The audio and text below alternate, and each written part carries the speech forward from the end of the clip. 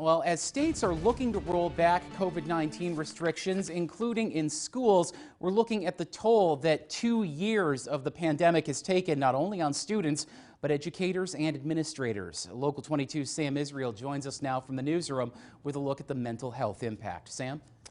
Mike, I spoke with a behavioral specialist who says challenges that students are facing include a learning loss and fewer opportunities to use their social skills.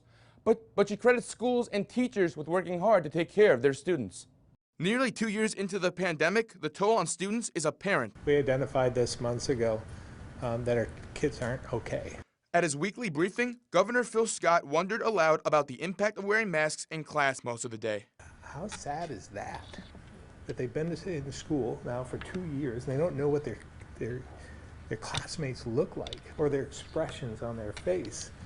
And it's a big part of this social interaction. With everyone in the classroom in masks, some teachers are trying to get creative when they interact with their students. We're saying to them, I know you might not be able to see my face right now, but I'm really proud of you. I have a smile on my face. And so we're asking questions to our kids about what is it that you're feeling right now? I can't see your face, and I really want to know how you're feeling and what your needs are. It's not just education in the classroom that's impacted. It's social skills they can learn outside.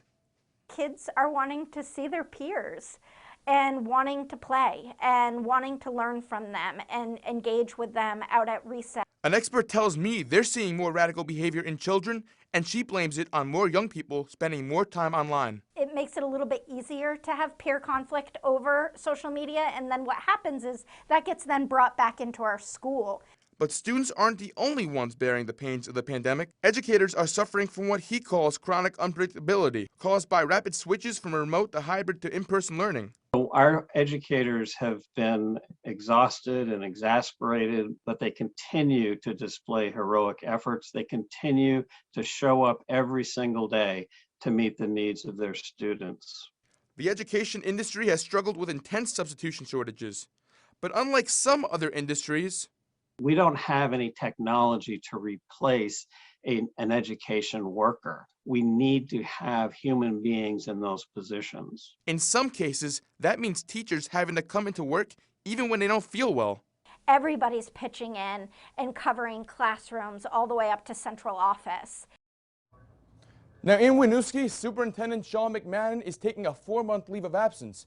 Now he declined to be interviewed, but the district put out a comment saying that they expect the superintendent to return recharged and refreshed to support the school's faculty, students, and community.